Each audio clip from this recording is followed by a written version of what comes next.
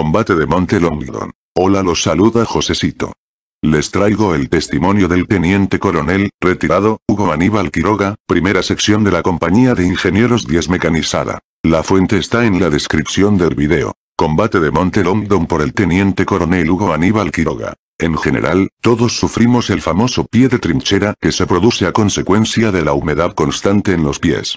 Vivíamos continuamente empapados a consecuencia de las lluvias y del terreno turboso que parecía una esponja mojada con agua.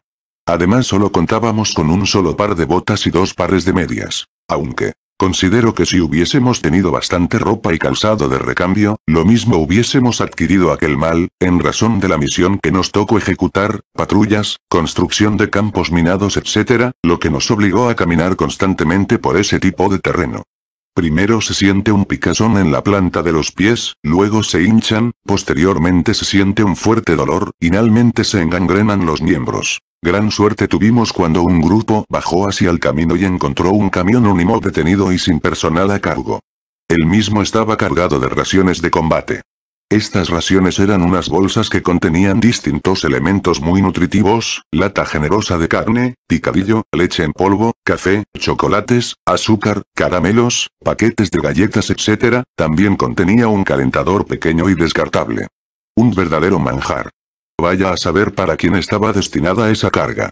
Según mi apreciación, el conductor proveniente de Puerto Argentino, fue atacado por la artillería enemiga y como no estaba acostumbrado a este tipo de situación, se habrá asustado y se replegó a pie dejando el preciado regalo. Rápidamente subimos esa carga a nuestras posiciones, repartimos 2 bolsas por cada hombre, incluso a personal del regimiento que se encontraban próximos a nosotros, al teniente Ramos, a su ayudante entre otros. No teníamos mayores problemas con el armamento y munición. Cada hombre tenía sus 100 proyectiles. Cada grupo contaban además con un cajón de munición al completo y los apuntadores de ametralladora e intalasa con mayor munición a la dotación reglamentaria. Con respecto a nuestro trabajo específico de ingenieros, habíamos instalado todas las minas a excepción de unas 80 antipersonales que guardé para cerrar los pasos, actividad que no se realizó porque el jefe del sector esperaba el repliegue del personal adelantado. La mañana del 9 de junio recibí la orden del mayor Carrizó de trasladar nuestras posiciones 300 metros más al este, es decir hacia retaguardia. Nos costó mucho dejar el lugar en donde ya estábamos acostumbrados y protegidos. La situación táctica así lo exigía, dado que al analizar nuestros trabajos de ingenieros, nos preparamos para actuar como fuerza de infantería, siendo nuestra futura misión la de contraatacar cualquier infiltración enemiga en el dispositivo. En los altos de fuego de los artilleros enemigos y durante la noche, pudimos cambiar de posición. En ese nuevo terreno, nos costó mucho construir los pozos de zorros en razón de la situación que se vivía. En los refugios naturales que había entre las piedras, guardamos en forma improvisada nuestros pertrechos. La noche anterior, el enemigo había intentado penetrar el sector defendido por la primera sección, cuyo jefe era el subteniente Baldini, pero fueron rechazados por el fuego de los morteros, ya que contábamos con un radar RASIT que detectaba la presencia y la ubicación de personas a gran distancia. La noche siguiente se produjo otro intento con resultados negativos al ser rechazados por fuegos de morteros y fusileros. Durante los días 9 y 10 se intensificó la concentración de fuegos de artillería, navales y ataques de la aviación sobre nuestro sector, causando afortunadamente mínimas bajas de personal, pero nos destruyeron el radar con lo cual nos quedamos ciegos. En efecto, a esa altura del año, oscurecía a las 20 horas aproximadamente y a causa de la neblina o la nieve era imposible ver un objeto a más de 2 metros de distancia. Siendo aproximadamente las 20 horas del 11 de junio, vimos que el sector de la primera sección de infantería era atacada por intenso fuego de artillería, pero a la vez por fuego de fusiles y ametralladoras. Se había iniciado el combate del Monte Longdon. Inmediatamente adoptamos nuestras posiciones de defensa, con la misión de tirar a cualquier persona que se aproxime desde el lado enemigo. Siendo las 2130 horas me apersoné al puesto comando del jefe del sector, quien me comunicó que el enemigo había penetrado el sector defensivo de la primera sección de infantería y me impartió la orden de contraatacar para restablecer la línea de defensa. De regreso, me reuní con los jefes de grupos, los puse en situación e impartí la orden de marchar hacia el frente. A los 10 minutos estábamos marchando, adelante iba el suscripto, junto al pelotón comando, sargento Insaurralde y los soldados Burns y Hefner, a continuación los otros grupos. No nos resultó difícil reunirnos, ponernos en marcha y entrar en combate, dado que, como les dije anteriormente, teníamos un buen pie de instrucción producto de lo practicado en el cuartel, en el campo de instrucción de Ezeiza y en el desierto de la Pampa. Al principio no tuvimos inconvenientes en acercarnos al enemigo, dado que todos los fuegos estaban concentrados sobre el sector de mayor altura del cerro. Durante la marcha de aproximación se nos fue plegando personal del regimiento. Recuerdo que uno de ellos era un suboficial enfermero de apellido Pisuco, quien combatió como un león a pesar de no ser del cuerpo comando. Posteriormente durante el fragor del combate recibimos también el apoyo de los infantes de marina. Hasta ese entonces, el enemigo había tomado la totalidad del sector defensivo de la primera sección y apoderado de los morteros, los que se encontraban más abajo. La sorpresa y velocidad del ataque enemigo había causado tal confusión que rompió la comunicación entre los jefes y sus subordinados. La única fuerza organizada que frenaba el avance enemigo estaba constituida por un pequeño grupo de suboficiales y soldados a cargo del teniente primero Neirotti. Posiblemente la pregunta que queda optando sea cómo pudieron los ingleses romper el sistema defensivo y tomar la cima del cerro que supuestamente estaba bien defendido. ¿Cómo pudieron avanzar por terrenos minados? Trataré de explicar y dar una respuesta aproximada de lo sucedido. El jefe de ese sector era el subteniente Baldini, sobresaliente oficial con quien intercambiaba algunas palabras cada vez que debía pasar por su sector para instalar obstáculos minados delante de su zona de responsabilidad. Se lo veía siempre aguerrido y trabajador, mantenía un gran ascendiente ante sus subalternos y estaba junto a ellos en todo momento. Izaba diariamente una bandera argentina en lo más alto del cerro, la que ameó hasta el 11 de junio. Pero a pesar de los buenos ocios de ese notable jefe, que murió combatiendo junto a su gente, la tropa estaba muy cansada. Llevaban casi 60 días en ese sector sin relevo, con un clima bastante agresivo y no se tenía los medios adecuados para atenuar su accionar. La comida y los elementos de abrigo eran escasos. El constante bombardeo durante el día y la noche a partir de los primeros días de junio, los intentos de penetración por parte de tropas enemigas las noches previas al combate NAL, lograron minar la atención del personal y disminuir su capacidad de combate. El regimiento de paracaidista 3 apoyado por tropas de comandos fueron los que ejecutaron el ataque. Tropa de élite del ejército británico, con gran experiencia de combate, se encontraba en una situación totalmente distinta a la nuestra, bien alimentados, descansados, con ropas secas y adecuadas, sin haber soportado acoso alguno hasta ese momento. Además contaban con armamento y elementos de alta tecnología como servisores nocturnos, que les permitían ver en la oscuridad y de un sistema de bengalas que iluminaban el sector en el que nos encontrábamos. Con respecto al sobrepasaje de los campos minados, se produjo como consecuencia del uso desmedido a través de los mismos por nuestros efectivos. Lo utilizaban para cazar ovejas, buscar agua de las pequeñas aguadas, efectuar reconocimientos o patrullas. Ello produjo huellas que fueron estudiadas, reconocidas y posteriormente empleadas por el enemigo. Lo que acabo de relatar me lo contó un teniente inglés del arma de ingenieros, que participó en el ataque y una vez analizado el conflicto trabajamos juntos en la delimitación de los campos minados. A ello me referí en la primera parte, cuando expresé que cometí un gran error al indicarle a cada jefe de sección de la compañía, la ubicación de los pasos o zonas desminadas. Al respecto quiero aclarar que hasta hace poco tiempo, mantuve mis dudas referentes a las causas por la cual el jefe de sector no me dejó sembrar minas antipersonales en los pasos o zonas desminadas, ya que pensaba que el personal supuestamente estaba adelantado y no tenía comunicación con nosotros, se tendría que haber replegado. La respuesta la obtuve en el año 2005 cuando un suboficial de apellido Najar, me contó que él junto a otros efectivos de ese regimiento permanecieron en las alturas próximos al mar, sin ser atacados y vieron como espectadores el desarrollo del combate en el que estábamos involucrados. Posteriormente se replegaron por los terrenos que defendía la compañía A. Al principio avanzamos agazapados aprovechando la cubierta que nos ofrecía las piedras de gran tamaño del lugar, pero ante el fuego de los fusileros y sobre todo de 5 ametralladoras que no paraban de tirar, debimos continuar el avance cuerpo a tierra e iniciamos nuestro contraataque mediante el empleo de nuestras armas. Munición no nos faltaba como lo expresé anteriormente. La noche estaba bastante oscura, caía una lluvia suave y fría, a lo que los sureños la denominan agua, nieve. Los ingleses utilizaban constantemente bengalas hacia nuestra posición para poder ubicarnos y nos tiraban con balas trasantes, que en lugar de amedrentarnos, nos indicaban el sector hacia donde apuntaban. En general empleaban sus ametralladoras barriendo sectores, lo que nos permitía intuir el momento en que esos proyectiles caerían sobre nosotros, por lo tanto dejábamos de tirar y nos cubríamos detrás de las piedras hasta que pase.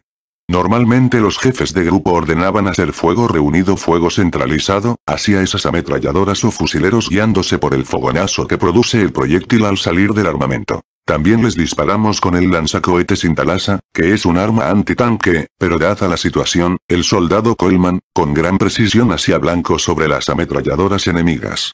Cada vez que el proyectil de este armamento llegaba a destino, producía una gran explosión y gran dispersión de piedras, algunas de las cuales caían cerca de nosotros en virtud de que estábamos a 20 o 30 metros del enemigo. También el soldado Camperos, experto tirador, no paraba de disparar su ametralladora contra blancos enemigos. Fue destacable la participación de un grupo de los infantes de marina a cargo del cabo principal Lama, quienes transportaron una pesada ametralladora antiaérea 12,7 agazapados y arrastrándose desde la retaguardia hacia el lugar en donde nos encontramos. Una vez posicionada, comenzaron a disparar causando serios daños a los ingleses. Ellos no tenían ninguna misión en el contraataque, sin embargo se plegaron en forma espontánea y solidaria, combatiendo codo a codo junto a nosotros en forma abnegada.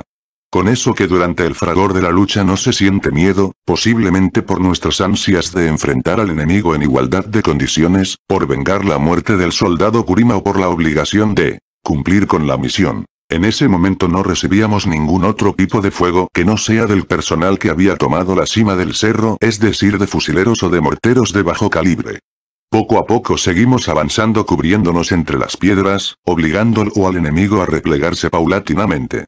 A medida que ganábamos terreno, íbamos recuperando a camaradas que habían sido sobrepasados por el enemigo y estaban heridos o escondidos entre las piedras sin ser descubiertos. Solo salían y se daban a conocer cuando sentían la aproximación de personas que hablaban el español. Recuerdo que uno de ellos era el cabo primero auxiliar del teniente Ramos, quien nos contó rápidamente que su superior había sido herido y que le había ordenado replegarse mientras lo cubría mediante el fuego a pesar de sus heridas. La contundencia del ataque enemigo solo le permitió replegarse algunos metros a retaguardia, escabullirse entre las rocas y quedar inmóvil rezando no ser descubierto.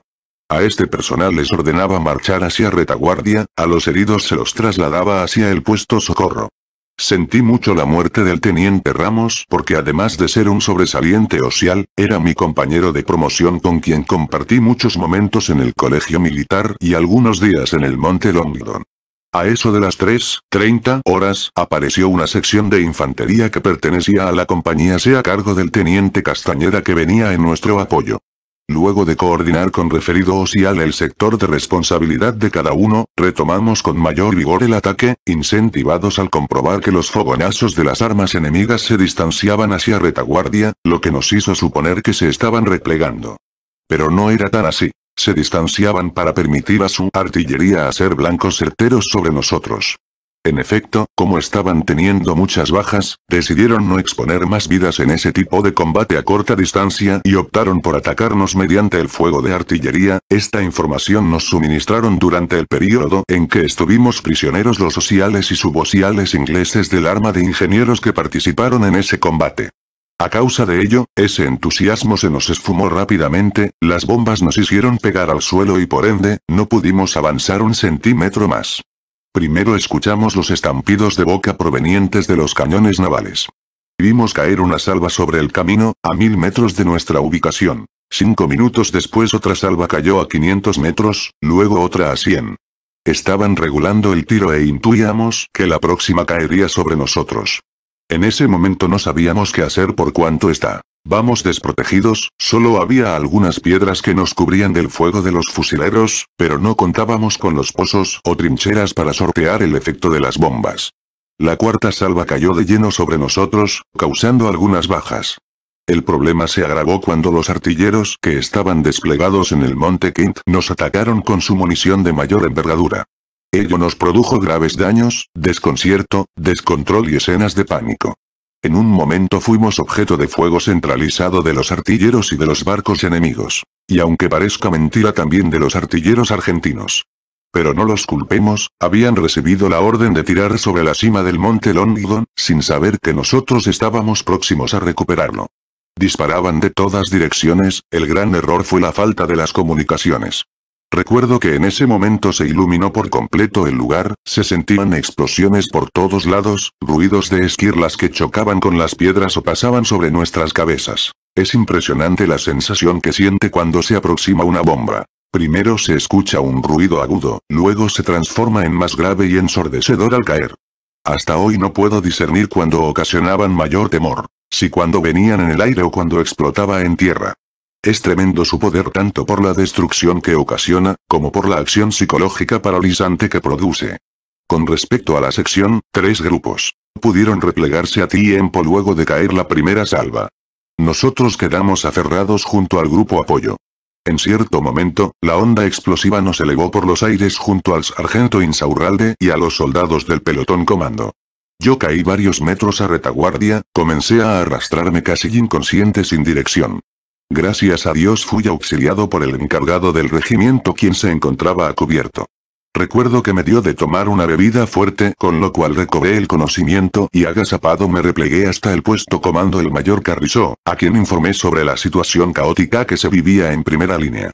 El sargento Insaurralde fue alcanzado por esquirlas, una de ellas perforó parte de su pulmón, que lo dejó mal herido y fue replegado al puesto socorro. Esta herida lo afectó de tal manera que posteriormente fue pasado a retiro por el alto grado de invalidez que le produjo. Con respecto a los otros 2 soldados del pelotón comando solo sufrieron golpes de escasa importancia. Luego de ese gran desconcierto, nos fuimos reuniendo en el refugio que habíamos cavado en la montaña a retaguardia. Llegaron primeramente los 3 grupos de fusileros, luego de a uno iban apareciendo los soldados de los otros grupos con su armamento provisto.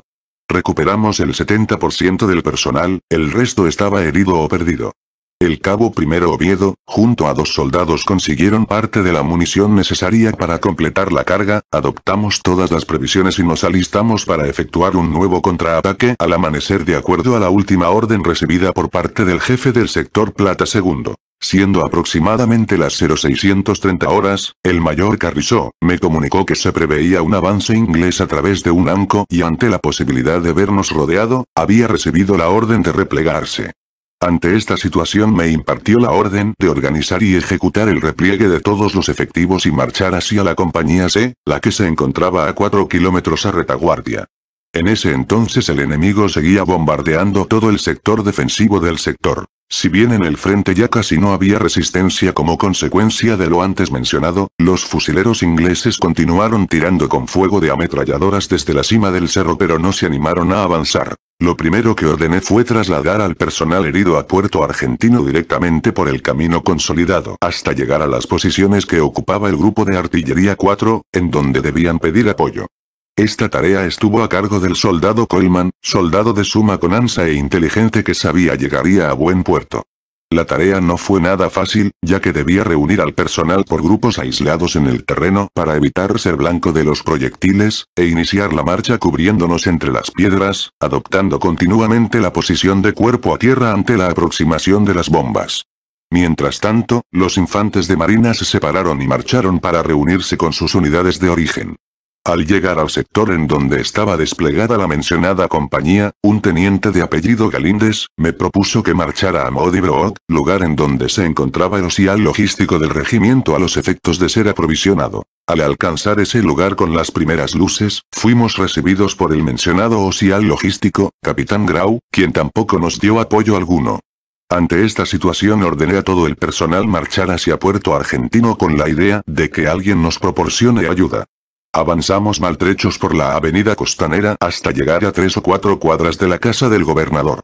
En ese lugar ordené al personal, que estaba muy cansado y abatido por lo sobrellevado la noche anterior, sentarse y descansar en los cordones de la calle.